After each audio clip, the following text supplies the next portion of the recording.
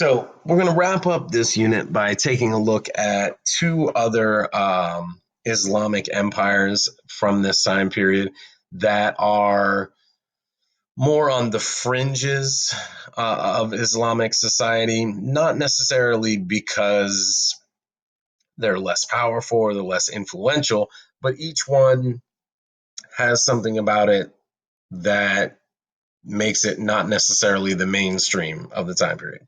The first one is Songhai, right?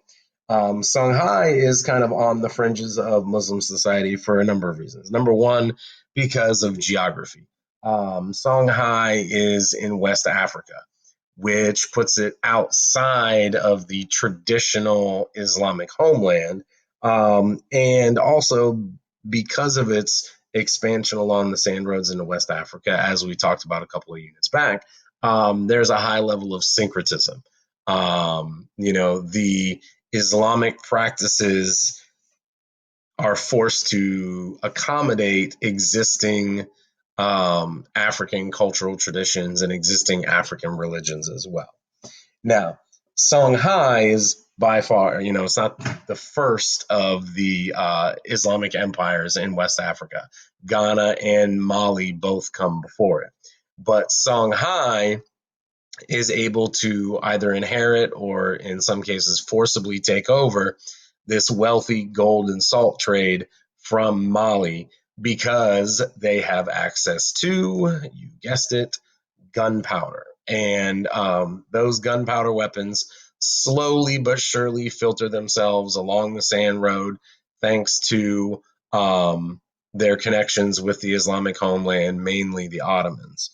Now, like we said, Songhai is an Islamic empire. Islam is the state religion, but it's not universal. It's practiced mainly by the upper and the wealthier classes in the urban areas because, again, there's a lot of economic enticements and a lot of economic incentives to being Muslim. But even in areas where it is practiced, like I said, it's often syncretized with African beliefs and African traditions. Now, Songhai, in terms of the empire, expands further and further to the west, eventually reaching the west coast of Africa. This gives them regular interaction with the Portuguese, which allows more access to gunpowder and gunpowder weapons, which further strengthens Songhai's position. Another thing that this does is this actually starts to facilitate the early days of the Atlantic slave trade. The Portuguese purchase slaves from Songhai, usually conquered peoples or criminals from the empire. But this is going to be the first step into what's going to become probably one of the great tragedies of human history. Now, unfortunately for Songhai and its stability, its wealth and its prosperity encourages more and more Western European states to pursue trade with them and with the rest of Africa. And this is actually going to prove fatal for Songhai because as their empire grows, becomes more well known, becomes more wealthier, it attracts dangerous attention. And finally, in 1591, the empire disintegrates after a very long and very damaging war against their neighbor to the north, the Sultanate of Morocco. And Morocco was supported by the Ottomans, who, even though they recognized Songhai as fellow Muslims, again, saw them as outsiders because they were not one of those traditional Islamic groups, Arab, Persian, or Turk, right?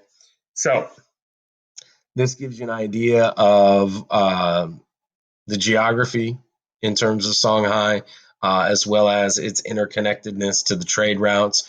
Obviously, as you can see, the coinage is in gold because that is essentially the main export of the empire of Songhai. These trade routes, again, facilitate not only the movement of goods, but of technology and of Islam. Some of the major states within here, Gao being the capital of the empire. Timbuktu is basically the religious and cultural center of the empire. And this is where you will find most of the Muslim population is in these urban areas.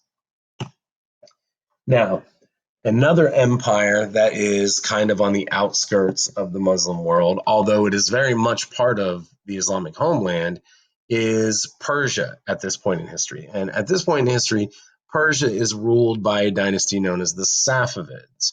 The Safavids are yet another group of Turks that enter the Islamic homeland from Central Asia.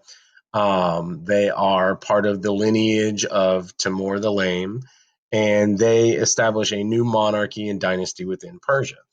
But what makes them different than the majority of the Islamic world and what puts them on the fringes of the Islamic world at this point in history is that the Safavids enforce very strict Shia Islam within their empire.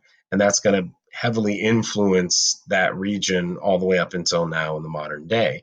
And this is very, very different than what has typically happened in Islamic history.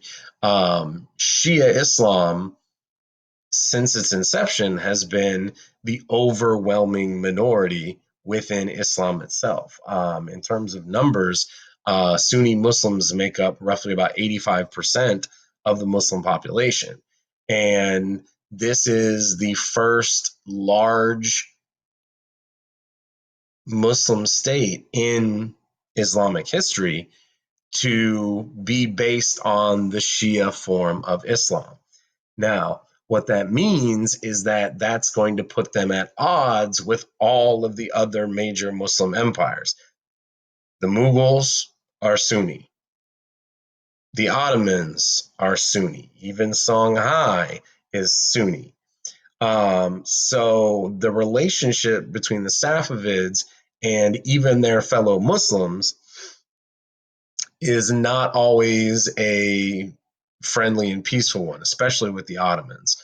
And this deteriorating relationship between the Ottoman Empire and the Safavid Empire um, further deepens the divide between Sunni and Shia within Islam. Now, because of the presence of the Safavids and their ability to, withstand pressure from their Sunni neighbors, this allows for Persian cultural influence to spread in both directions, both into Mughal India and into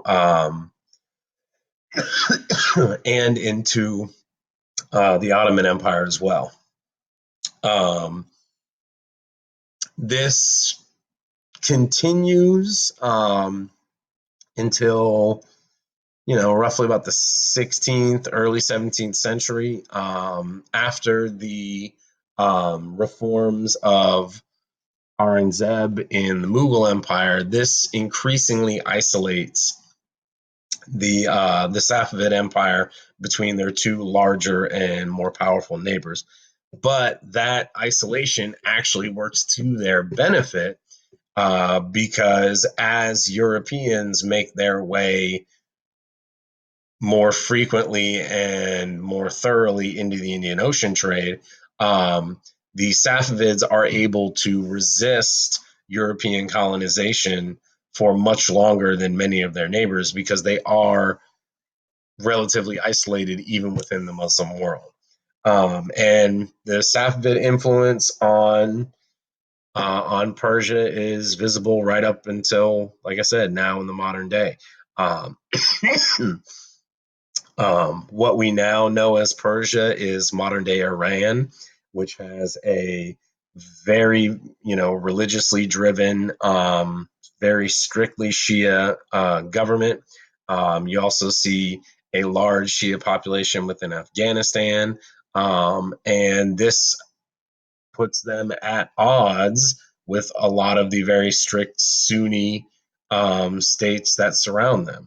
And you see this throughout the 80s, 90s, right up until the modern day. Disagreements and, in some cases, even war between Iran and Sunni states like Iraq, Saudi Arabia, and Pakistan.